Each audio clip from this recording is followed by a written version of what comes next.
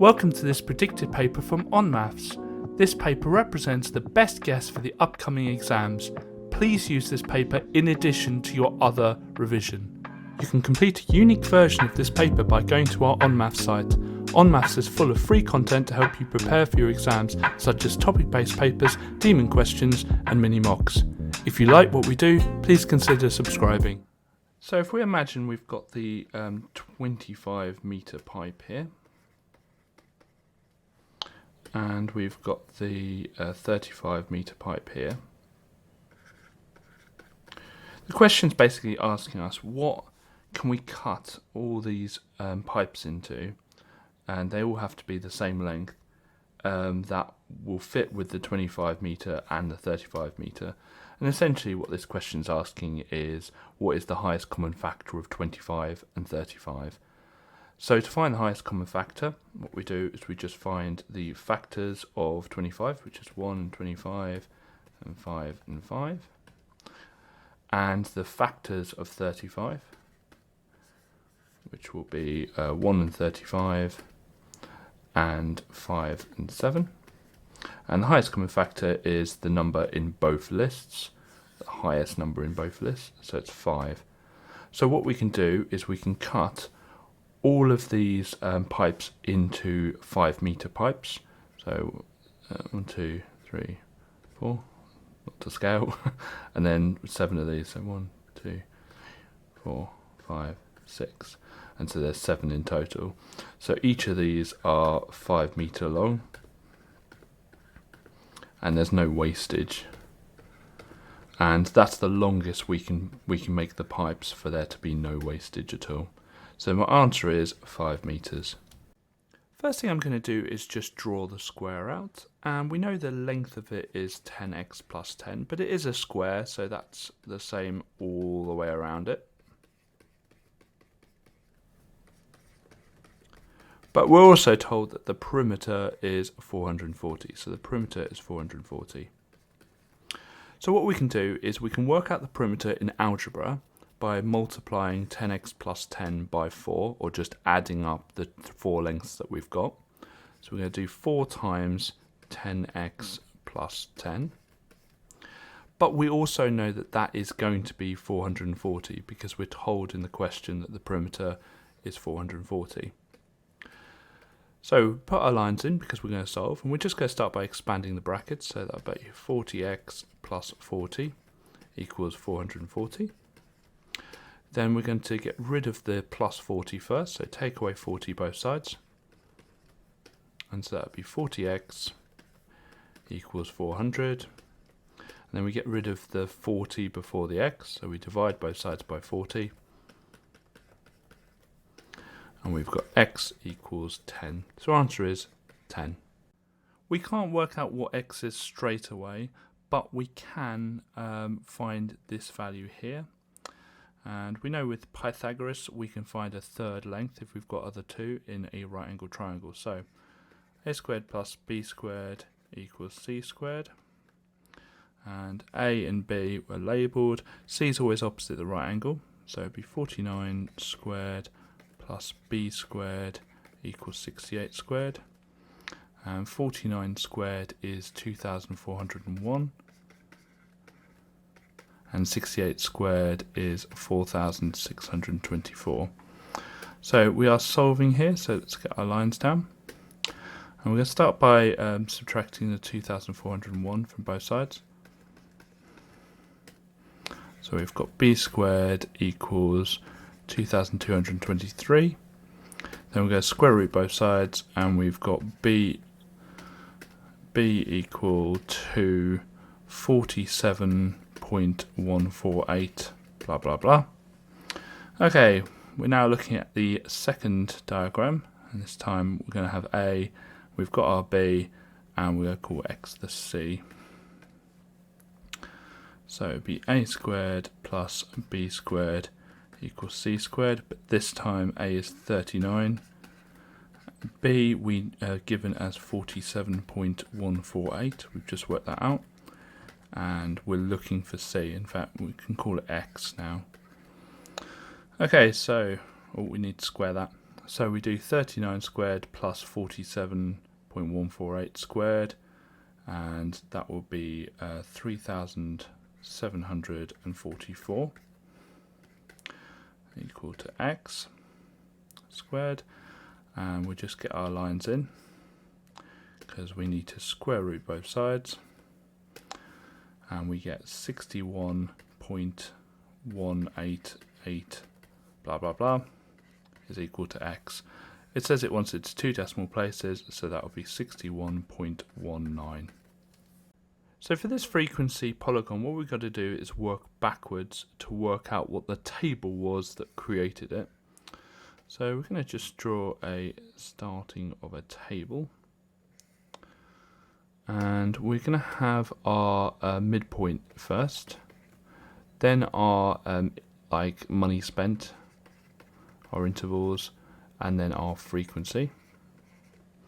So the first midpoint is at 40, and we can see here that that was, just get rid of that, that was between, like that was in this group here.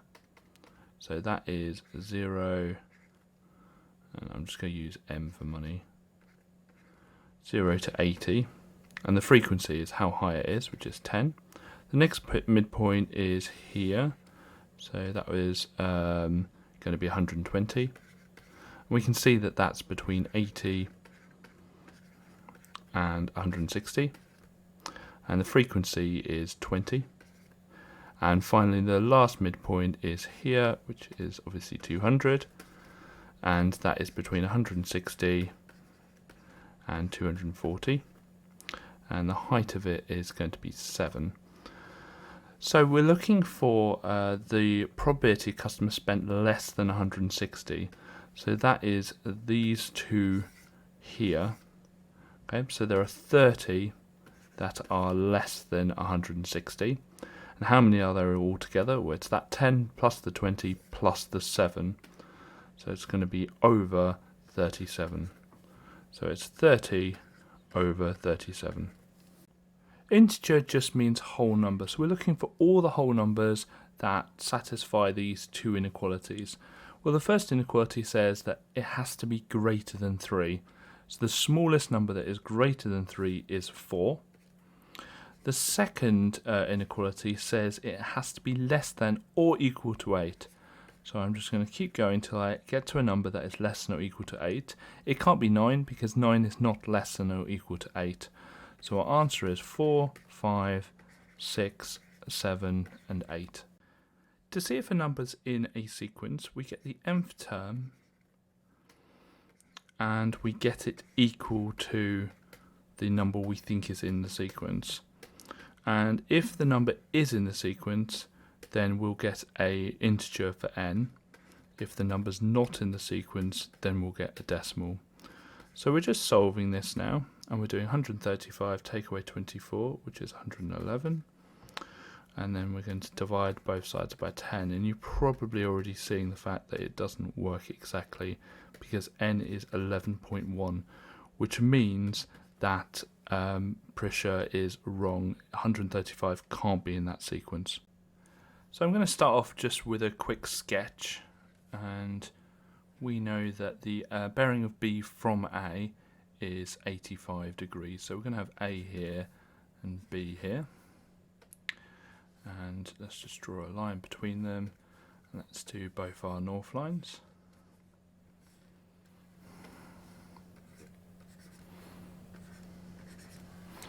And so we know that this angle here is 85 because it's the angle on the bearing of B from A, so it's 85 degrees. So now it says work out the bearing of A from B. So the first thing we can do is actually just draw a line going down here, and we know that this angle here will also be 85 degrees because of alternate angles. It's always best to write that down somewhere, so we can just put in brackets here alternate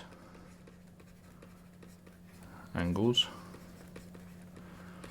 and we know that this angle here is going to be 180 degrees because it's a straight line.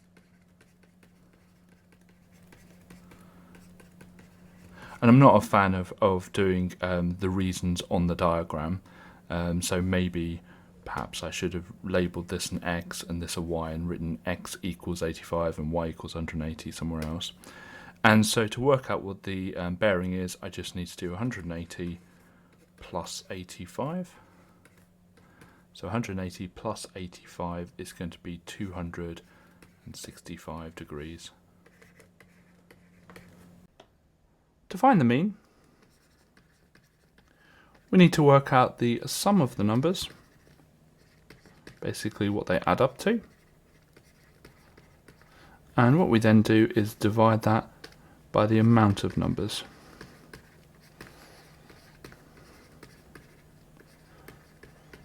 Now, what this table is telling us is there are 14 students who got a time between 0 and 4 seconds.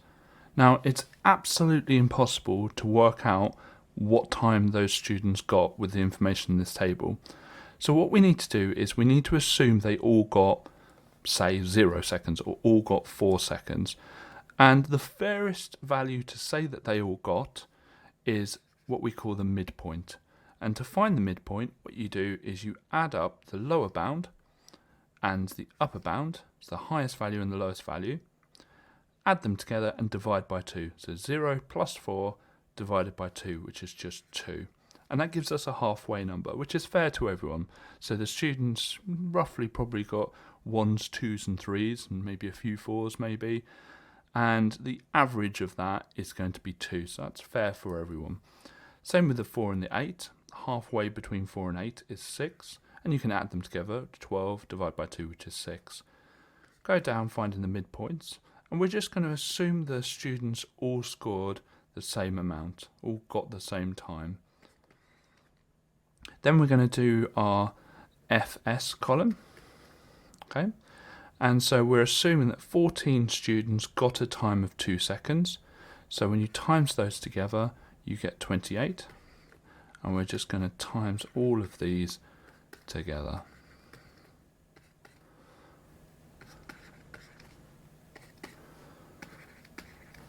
Okay, next we're going to work out the sum of the FS.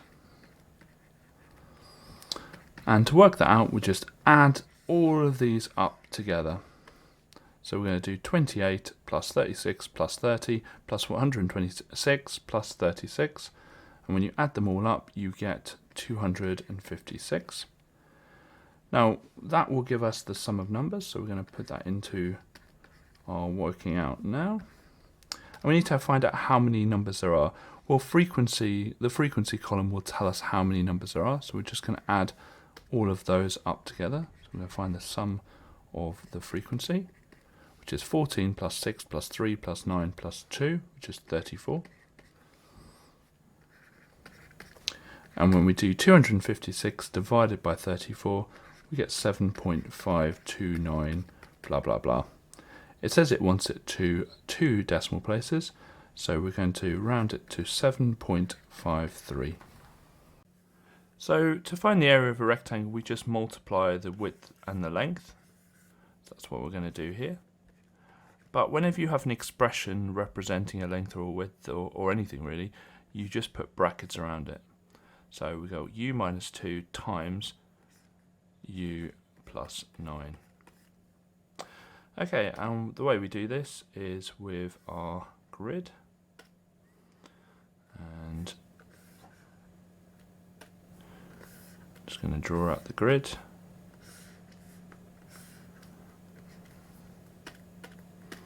And so we've got u minus 2, and we're multiplying it by u plus 9.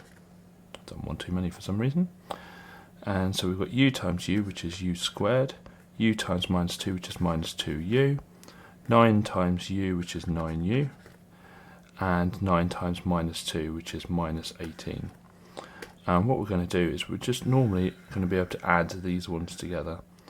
So our answer will be u squared, and then we're going to do 9u plus minus 2u. Well, that's just going to be 9u take away 2u, which is 7u.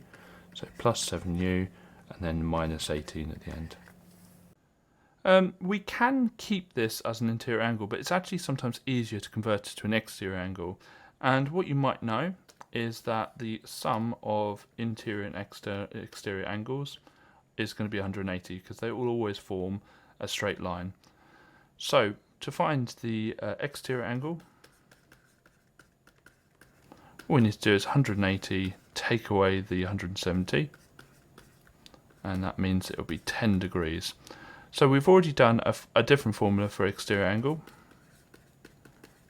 which is 360 divided by n. And something we can do is we can just swap these two things around. And so we can make the formula that n equals 360 divided by the exterior angle. So 360 divided by the exterior angle, well, we know that the exterior angle is 10, therefore n is 360 divided by 10, which would be 36. So for this question, what we need to do is factorise 4t plus 6. Now factorise means put it into brackets. So if I try, what I can do is I can actually put a 1 on the outside here. So 1 times 4t plus 6 is 4t plus 6, but the question clearly states that it is higher than 1. So we need to find another number that's higher than 1 to factorise this with. So if we look at 4t and 6, well, they're both in the 2 times table. So I can put a 2 on the outside here. 2 times 2t is 4t, and 2 times 3 is 6. So what we can do is we can just check that out with smiles and rainbows. Put all my times down there to remind me to times it. So 2 times 2t is 4t, 2 times 3 is 6. So that works because that is the same as this in the question. So we know that 2 times 2t plus 3 works. In fact, it's the only one that works with it being an integer. So we therefore know that the known side, because it says it's a known number, is 2. And the other side will be 2t plus 3. And then when you multiply them together, you get the area of 4t plus 6. So our answer, because it says the length is the known number, so that's the length, then we're finding the width, which is this one here. So it's 2t plus 3. To find the gradient, we use a simple formula, which is m equals the second y-coordinate take away the first y-coordinate over the second x-coordinate take away the first x-coordinate. So our second y-coordinate is 17, so it's going to be 17 take away the first one, which is 14, over the second x-coordinate, which is 60, take away the first one, which is 45. So that's going to be 3 over 15, and then cancel that down, will be 1 over 5. So our gradient is 1/5. So we're looking to write a formula for the cost in pounds of hiring a microwave for X amount of days. So the cost is C, so it's going to be C equals, and it says it's going to be 55 pence a day. Now, it wants the answer in pounds, so we need to convert this 55 pence into pounds. So that's going to be 0.55. And it's going to be 0.55 times the amount of days. Well, it says the amount of days is X. So it's going to be 0.55x. Then it says that there's just a one-off cost of £15. So you're going to have to pay £15 regardless. So we're just going to add 15 onto that. So the answer would be C equals 0.55x plus 15. To find an error interval, what we need to do is find the smallest and largest that a number can be. So I start by just drawing a quick number line, and we put our number in the middle, which is 89.6. Now we're looking to the nearest tenth, so what I'm going to do is I'm going to write down the next number down and the next number up in tenths. So the next number down would be 89.5, the next number up would be 89.7.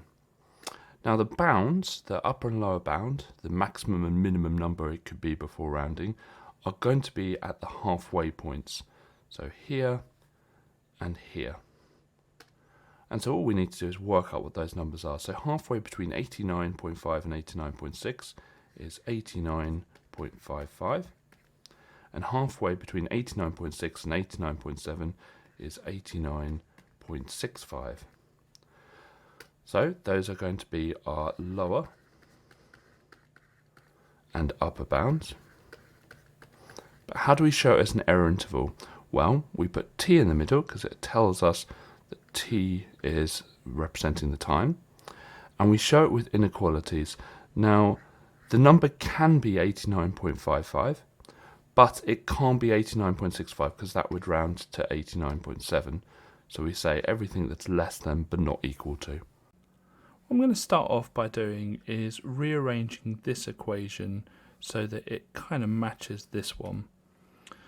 So I'm just going to write it down.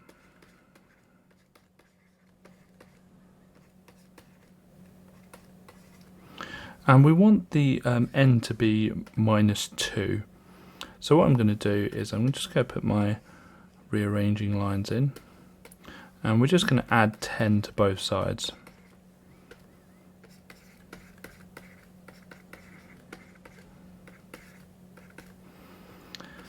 Now, we've already got this line drawn for us on this graph.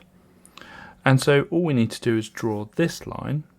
So we've got y equals 10x squared plus 8x minus 2 drawn for us. We just need to draw this line, which is y equals 10, and see where they cross over to find the solutions. So y equals 10 will be all the way up at the top. Let's just make sure I get it nice. There we are. I need to move that up a little bit. There we are. And let's read off the values that that gives us. So it comes down here, and it comes down here. So the values it comes down to are minus 1.6 and 0.8. And those are our solutions. First thing we need to do is work out the volume of this prism. And it's a trapezium-based prism. So the volume will be the area of the cross-section, or area of the trapezium, times the length, how 3D the prism is. So trapezium is half a plus b h, and then times the length. Now a and b are the two parallel sides, which will be this one and this one. And then the h is the perpendicular line that hits both of them at 90 degrees, which is what perpendicular means, between the bases. So this will be the 25 meters here. So it's going to be half, and then we're going to add 1 and 5, times that by 25. The length is how 3D it is, so it would be that 10 there. So we're going to times that by 10. And that will give us 750. So it's 750 meters cubed. Now, there is a little formula we can make for the rate. So the rate of anything, for this, will be the volume gained over time. Now, with this question, though, we're interested in the time it will take. It says how long will it take. So we're actually looking at the time. So it will be time equals the volume, which is 750, over the rate, which is 15. So 750 divided by 15 is 50. So it will take 50, and let's have a look. It says per minute. So it would be 50 minutes. First thing I'm going to do is add these column vectors. So we're going to add the tops first. And then we're going to add the bottoms. So it's plus minus 14. And so at the top it would be minus 4. And 11 take away 14 is minus 3. Then I'm going to pick a point on my shape. And the the top one tells us how far right we're going. So we know we're going 4 to the left because it's obviously a negative. So we're going to go 1, 2, 3, 4. The bottom one tells us how far up we're going. Well, it's going to be down because it's a -3. So 1, 2, 3. And we can do that for each of the other points. So 1, 2, 3, 4. 1, 2, 3. 1, 2, 3, 4. 1, 2, 3. And when we've done that, we can join them all up with straight lines. And label the new shape B. We don't have to for this question, but it might be helpful to draw a Venn diagram for this. And we've got green and brown leaves. So we'll have green on the left and brown on the right. So green and brown. And we're told that there are 19 green and 15 brown and 6 that were not green and brown. So the only number we can put in is the 6 on the outside of the Venn diagram. We're told that 19 are green, but we don't know which, either they're in here or a bit of both. So what we can do is we can label the center X, and we can say that there are 19 take away X just green, because they could have been both green and brown. And for the brown we can do the same, so it'd be 15 minus X. And for the next step, we know that all of them together add up to 32, because it says in the question. So we're going to add all of these, the 19 minus X, the X, the 15 minus X, and the 6 together, and we know that equals 32. And let's get our solving lines in. So we've got minus X and minus X, that will be a minus X. And we've got 19 plus 15 plus 6, which will be 40, equals 32. We're going to take away the 40 both sides.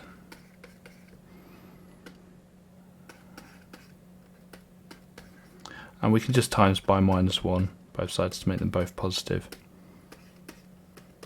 So now we know X is 8, we can start filling in the Venn diagram. So it's 19 take away 8, which will be 11. X is 8, so we know that that's 8. And 15 take away 8, which is 7. So find the amount that were green and brown. We know it's going to be 8. So we need to first of all work out what the length of the side of the square is. And to do that, what we do is we get the 44v to the power 4 w to the power 5, and we just divide it by 4. And to do that, all we need to do is just divide the coefficient by 4.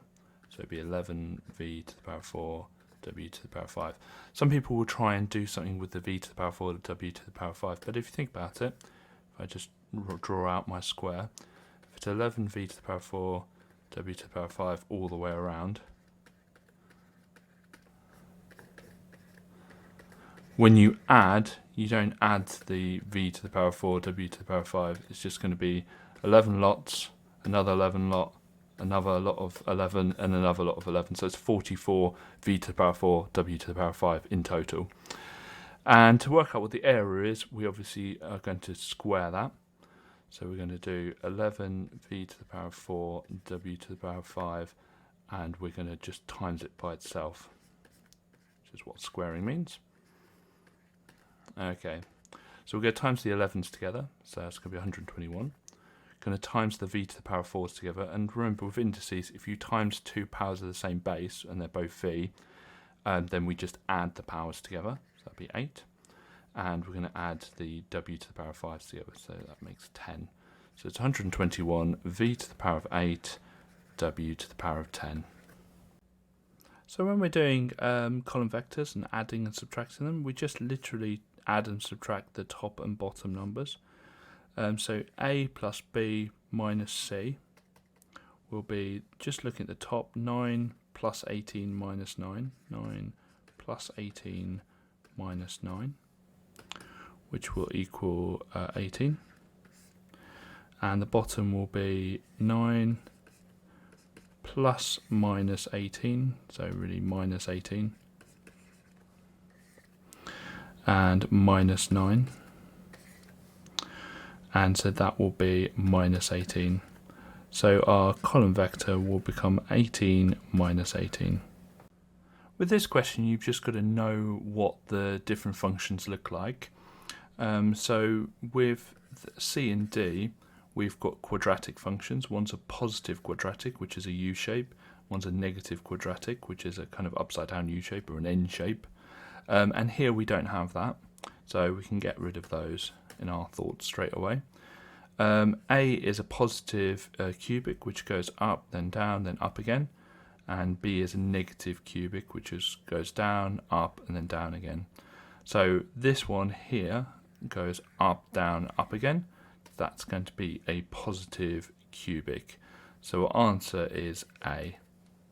With these questions, it's normally easier to view these as two separate triangles. So we've got a small triangle here with 19 and 47. And what I'm going to do is I'm just going to move this out. And we've got a bigger triangle here.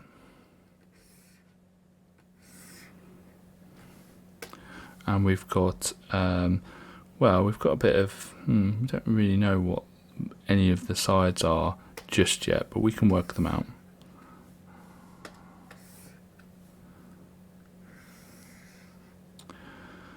Okay, now we know that both of these triangles are similar, and the reason is they share an angle and the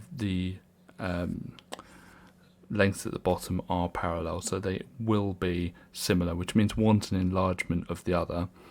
And we are given some information in the question that the ratio of BC to DE is 1 to 6. So BC is this length here, and DE is this length here. So we're actually given the scale factor because we know that 1 times 6 is 6. So we know the scale factor is 6, and it's asking us to find length AD.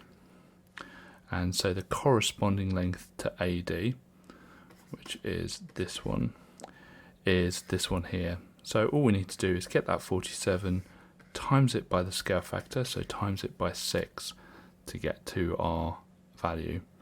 So it's 282.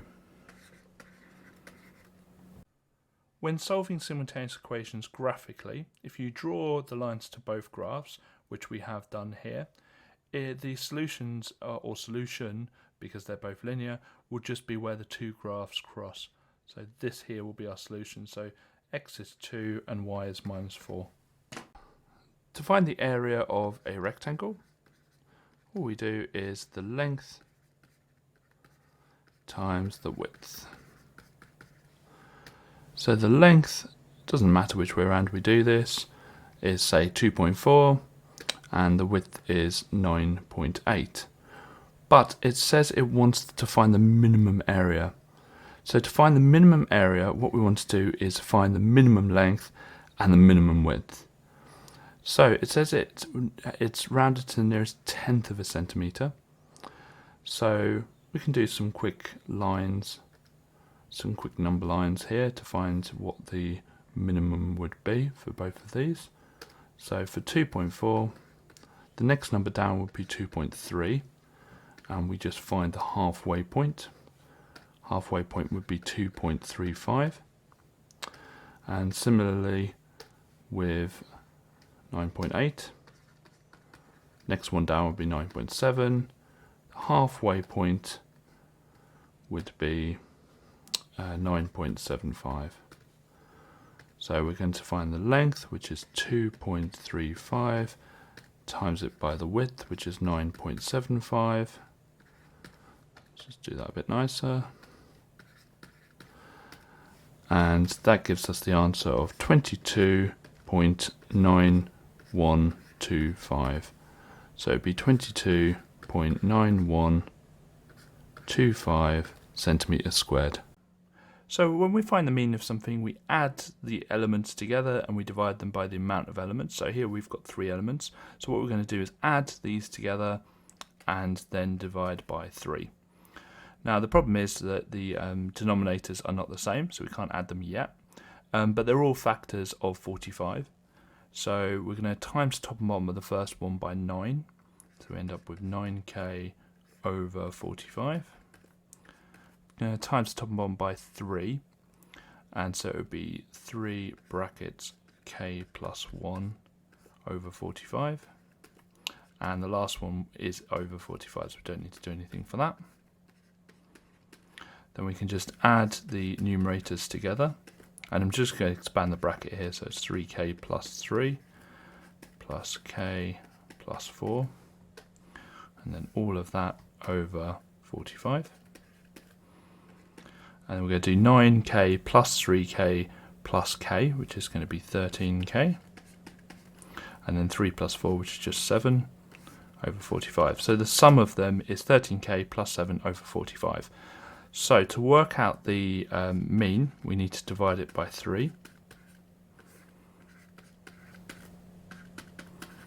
But instead of writing divide by 3, we know KFC, keep, flip, change. If you have a division, you keep the first fraction, you change the divide into a times, and you flip the second fraction. So a different and easier way of writing that is times 1/3. So here we just keep the numerator the same because we're timesing it by 1.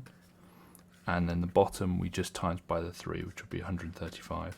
So our answer is 13k plus 7 over 135.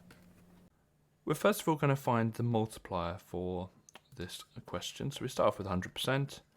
It's a compound interest of 7.2%, so we're going to add 7.2% on, and that will give us 107.2%.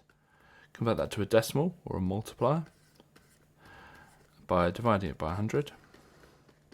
That would be 1.072. So that's our multiplier there. Okay, so we know that every time we times something by 1.072, it's going to increase by 7.2%. So we're going to just make up a number. So let's say £100. It doesn't actually matter which number you pick. And what I'm going to do is I'm going to type in £100 into my calculator. And then I'm going to type the equals button. I'm just going to press the equals button, okay, which sounds a bit weird, but I'm going to type in 100 into the calculator, press equals. Then what I'm going to do is I'm going to times the answer, so I'm going to press the ANS button, times 1.072. Okay, so I'm going to talk you through that again. So we're going to put the 100 into our calculator, then press the equals button, and then type in answer times 1.072. Now, every time we then press the equals button, we're going to increase the number by 7.2%. So we press it once and we get 107.2. Press it again, 114.9. Again, 123.1, etc., etc. And you keep going. Now, we're looking to see when the money is doubled. So we're counting how many times we've got to press the equals button until it doubles the money. So after 9 years, after 9 presses of the equals button, we get 186.9, and then press it again and we get 200.4. So it's going to be 10 years to double the money. So we're going to first of all find out how many potatoes were below 22 grams. So we're going to draw a line up at 22 and a line across, and that is 13. So there are 13 potatoes below 22 grams. And so to work out the probability of picking one below 22 grams, it's the amount that we have below that amount, or below that weight, over the total amount of potatoes, which will be 20. So it'd be 13 over 20, which is equal to 65 over 100. So that would be 65%. So we're going to write out the formula again, just to give us a bit of space. And so we've got 4w over 7 plus 91. So Going to first of all put our lines in because we're asked to make W the subject, so we need to remove everything that is in our way. Well, this plus 91 is the first thing we get rid of. So what's the inverse of plus 91? Well, subtract 91. So we're going to subtract 91 from both sides. So we've got A take away 91 equals 4W over 7. Next, we've got this 4W that's trapped in this fraction. So we've got to get rid of this fraction here. So that is over 7 or divided by 7. How do we get rid of that? Well, we times both sides by 7 because divide, the opposite or the inverse of divide is times. So we're going to end up with 7 times A minus 91. So it's timesing the whole thing equals 4W. The last thing we want to do is get rid of this 4 here. Well, that's a times 4, so how do we get rid of it? Well, the opposite of times 4 is divided by 4. So we're going to divide both sides by 4. So 7 brackets A minus 91 over 4 equals W. Now, some of you might be thinking that we haven't finished the question because we've got a bracket still, but actually the bracket is absolutely fine to leave. We don't need to expand it. So we're going to start by labeling the sides here. So we've got capital A up here, little a down here. It doesn't matter which one you label. Capital B here, little b here, then capital C here, little c here. So you notice the C's aren't really involved at all, but we've got the two A's, we've got the capital A and the lowercase a, and we've got the capital B and the lowercase b as part of the question. And so when you've got a pair or two pairs of angle and sides, you are going to be using the sine rule. And so the sine rule says that sine capital A over lowercase a is equal to sine capital B over lowercase b. Now you might be wondering why I've put sine A and sine B at the top, when sometimes this is written as the lowercase a and lowercase b at the top. Well, if we're looking for the angle, which we are here, we're looking for capital A, you put the angles at the top. If you're looking for the length, you put the lengths at the top. Okay, so we're going to fill this in. So sine, we're just going to leave that as sine A, because it's just, or sine x actually, shouldn't it be? Sine x over, and then lowercase a is 6, equals sine B, the angle is 35, over lowercase b, which is 7. Okay, we're going to work out what the right hand side is. So that's going to be 0.081 blah blah blah. And then we're going to be solving this. And the first thing we're going to do is times by 6 both sides. So we get sine x is equal to 0.491 blah blah blah. And then we're going to inverse sine both sides. And so we have x equals 29.448 blah blah blah. And our answer wants to be rounded to 2 decimal places. So we're going to put our answer as 29.45 degrees. When we add fractions or integers and fractions, we need the denominators of the fractions to be the same. And when we've got an integer, we just convert it to a fraction. And here we've got 9k, and we need to convert that to a fraction that is over k plus 9. And the way we do that is we get the 9k and we times it by k plus 9 over k plus 9. And effectively, k plus 9 over k plus 9 is just 1. So we're doing 9k times 1. So we're keeping it the same. We're keeping it as 9k. So what we do when we times a 9k or a term by a fraction is we times the top, the numerator of the fraction. So it's going to be 9k brackets k plus 9. And all of that over k plus 9. Expanding the brackets, we get 9k squared plus 81k over k plus 9. And so what I'm going to do is just feed that back in here. And so we've got 9k squared plus 81k over k plus 9, which is just that 9k bit, plus 11 over k plus 9. And whenever we're in this situation here, we just add the numerators. So it's going to be 9k squared plus 81k plus 11, and all of that over k plus 9. And that will be our answer. So let's put that in our answer field.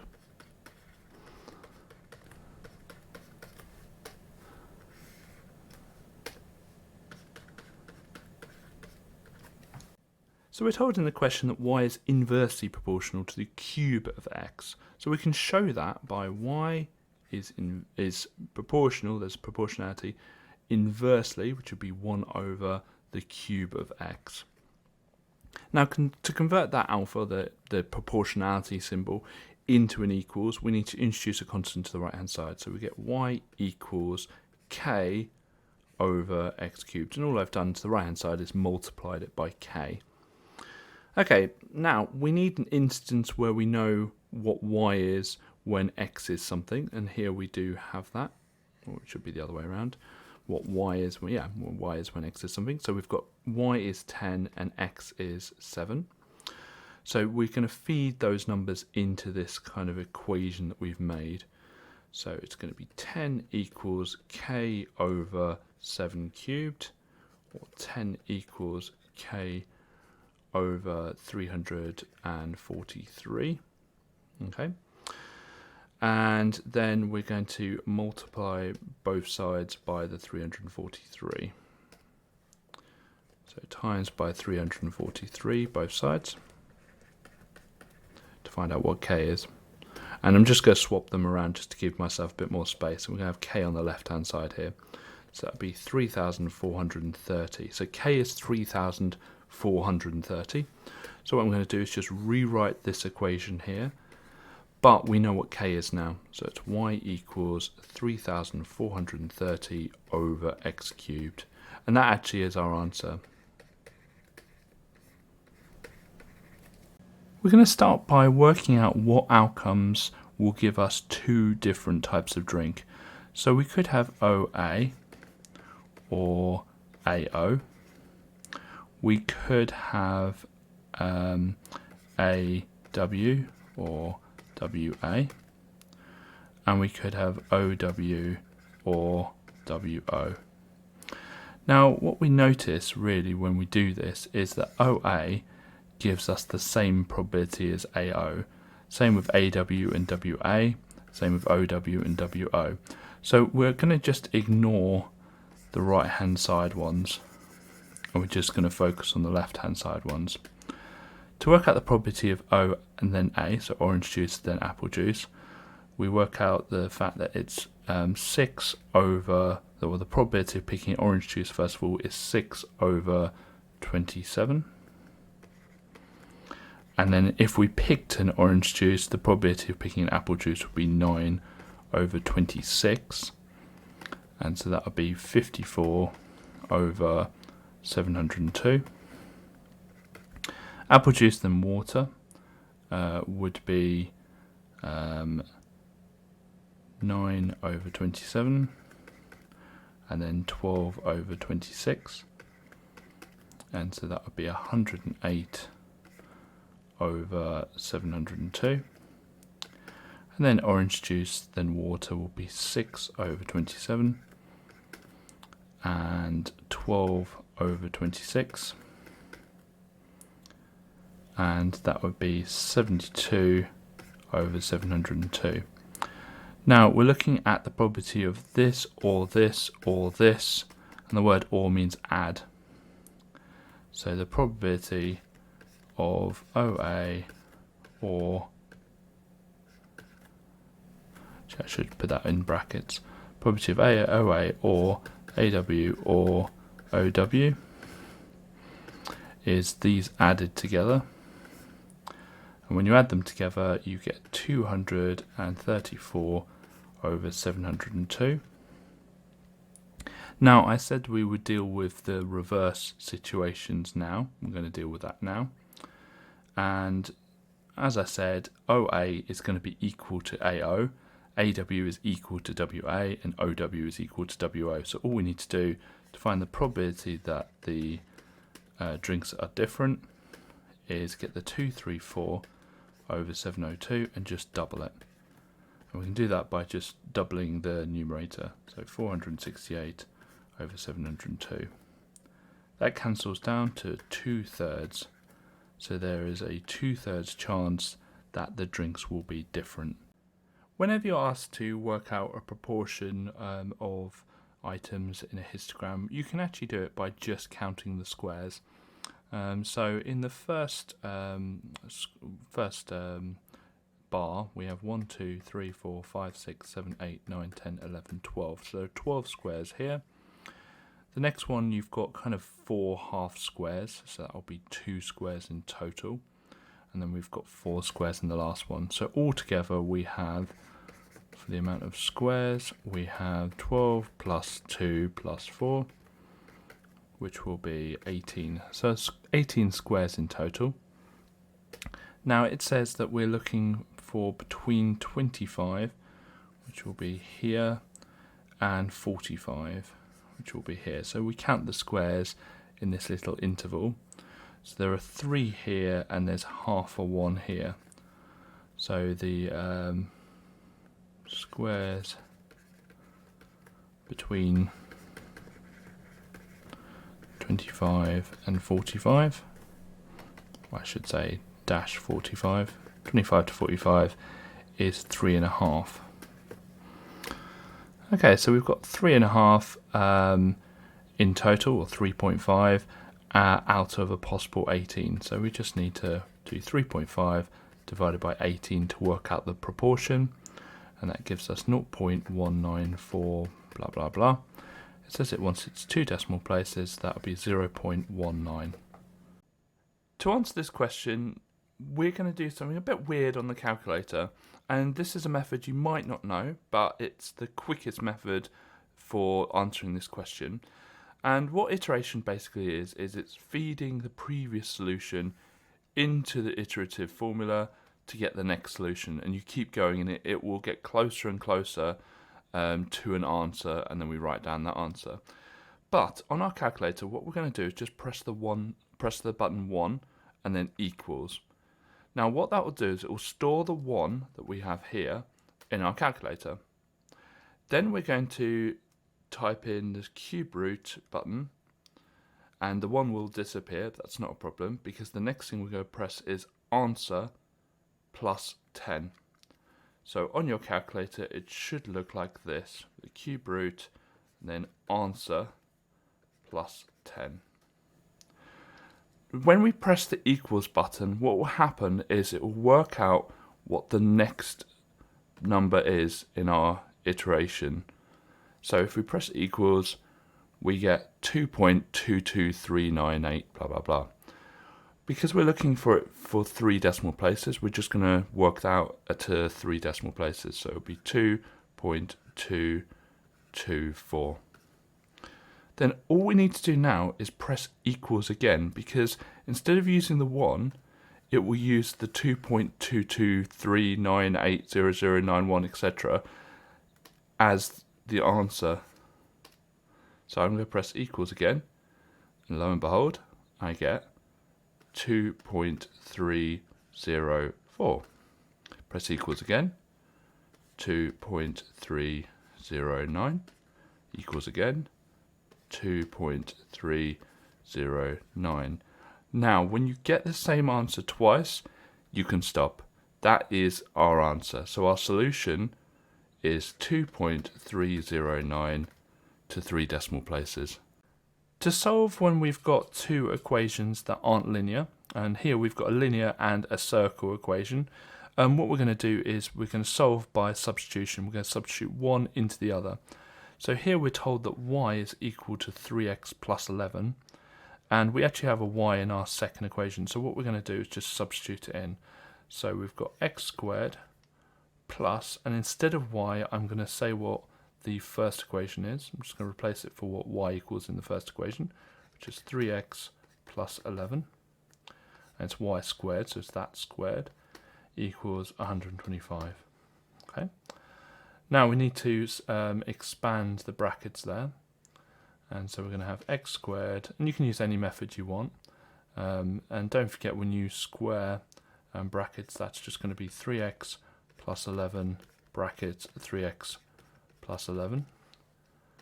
So we're going to do 3x squared, which is 9x. So how are we going to write this? So plus 9x squared.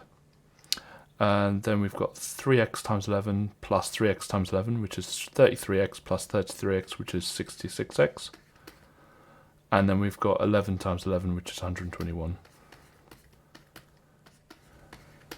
Now at this point, we want everything to equal 0, because it is a quadratic. So to solve it, we need it to equal 0. So we're just going to tidy it up and add the bits that need to be added. And we're also going to subtract 125 both sides to get it equal to 0. So x squared plus 9x squared is going to be 10x squared. So we might as well just write it as 10x squared.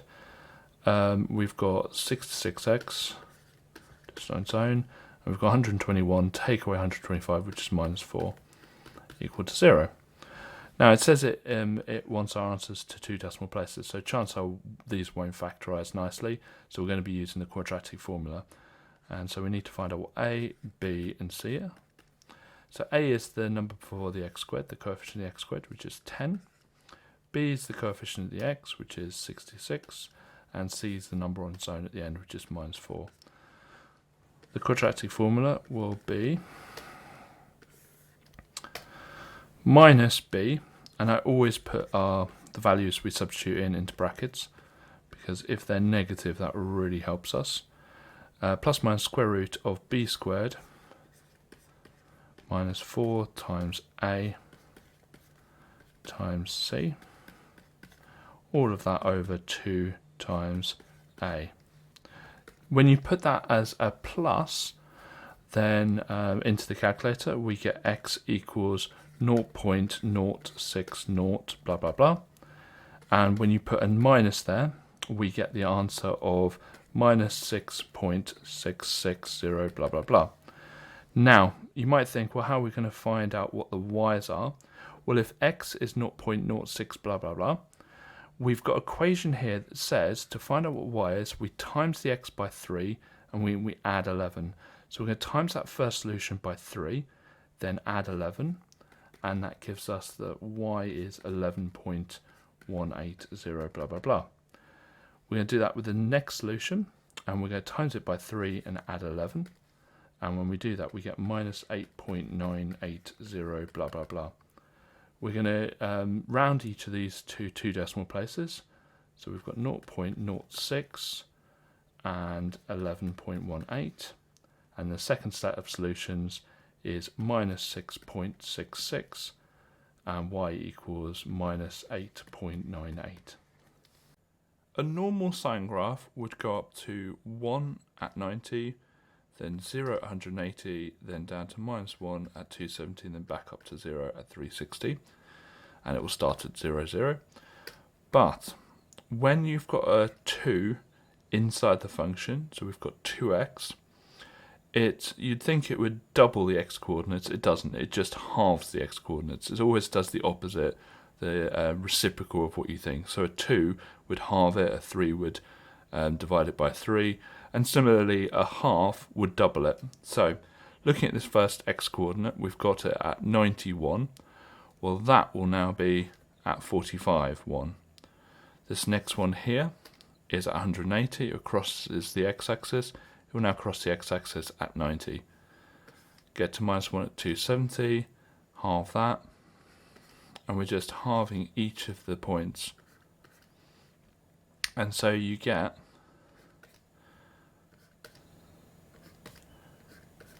instead of 1 period, which is between 0 and 360, you actually now get 2. So it goes, and make sure you've got nice U shapes here. Goes up to 1, U shape at the bottom. That's 1 period. Now that normally is between 0 and 360, but here we've got enough space now to actually have a second period. So we have the original y equals fx shown in the graph, and it says it has a minimum at 1 minus 1, so it's this one is the black line here. And we're looking to see the new function, the red function, but we notice that actually it looks very similar. It's a U shape for what we can see. It might not be a quadratic, but it looks like a quadratic. And we notice that the point at the bottom has shifted left 1, 2, 3 spaces.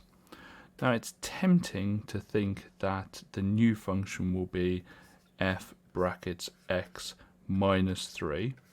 That would be what would be tempting to do, but when you're looking at transforming graphs along the x-axis, it's actually the opposite of what you think. So the actual answer is f brackets x plus 3.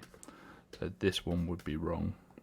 I'm going to start off this question by finding length BD, and we do that by doing a little right angle triangle down here. And let's draw that right angle triangle out. Okay, so we've got a length of 4 on ED, length of 3 on BE, and we're looking for length BD. So we're going to use Pythagoras. So we've got BD squared equals BE squared plus ED squared. Get our little tramlines in. Okay, so BE is 3, so it's going to be 3 squared plus 4 squared, and that's going to equal 25. Square root both sides, and we've got BD is equal to square root of 25, which is just 5.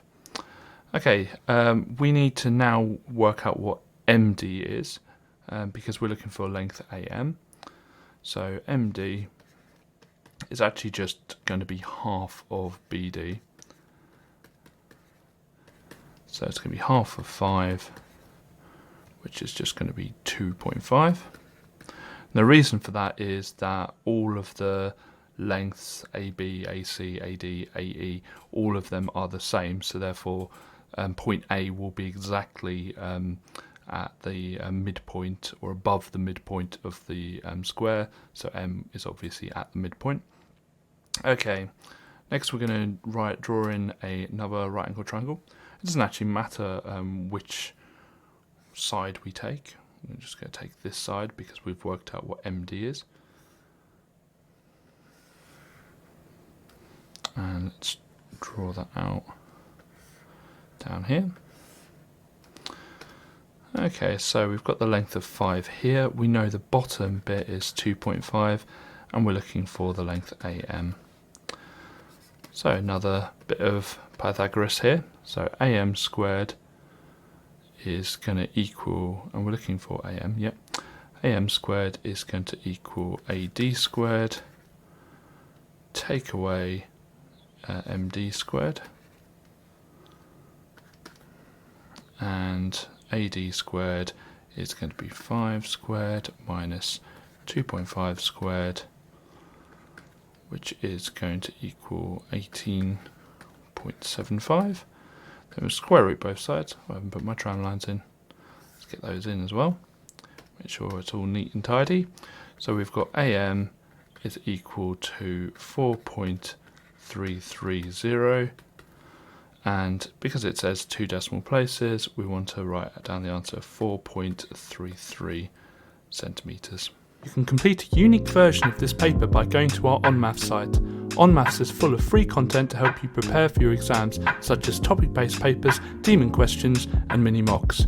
If you like what we do, please consider subscribing.